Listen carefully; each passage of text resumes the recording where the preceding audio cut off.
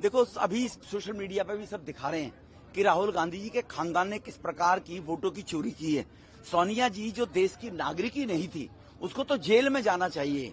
जो देश की नागरिक ही नहीं थी उसका वोट कैसे बन गया?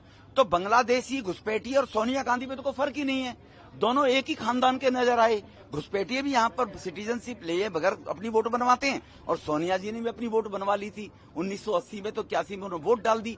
तो इसीलिए जिस खानदान की प्रवृत्ति और पद्धति रही है उसके बारे में क्या करेंगे आप? और जहां तक वोट चोरी की बात है तो देश में आजादी के बाद सबसे पहले वोट चोरी हुई तो सरदार पटेल की हुई कि नेहरू को केवल 3 वोट मिली और पटेल जी को 16 में से 13 वोट मिली और नेता नेहरू बन गए कांग्रेस के प्रधानमंत्री पद का जी, कांग्रेस के अध्यक्ष के रूप में। तो ये तो चोरी करने की खानदानी प्रवृत्ति के कारण चल रहे हैं। तो जाको जैसी स्थिति होती है उसको वैसे ही दिखाई देता है। राहुल गांधी पगला गए हैं। भारत जोड़ो यात्रा भी कर रहे थे, कुछ नहीं कर पाए।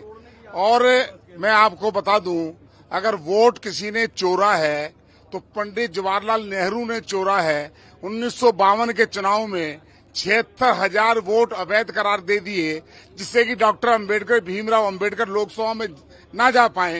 ये तो उनका पुश्तैनी धंधा है। ये तो वो वोट बार हो रहे हैं, डिलीट हो रहे हैं। 18 लाख वोटर वो हैं जिनकी मृत्यु हो चुकी है। मैं पूछना चाहता हूँ राहुल गांधी जी, क्या इंदिरा गांधी जी का वोट भी अब रखना चाहेंगे क्या? जिनकी मृत्यु हो गई है उनके वोट डिलीट होने चाहिए। और सरकार, अगर बिहार की सरकार को चुनना है तो घुसपैठी और रोहिंग्या चुनेंगे क्या बांग्लादेश के रहने वाले चुनेंगे? भारत के किसी भी राज्य की सरकार को हिंदुस्तान के निवासी नागरिकों को चुनने का अधिकार है, न कि रोहिंग्याओं को, विदेशी घुसपैठियों।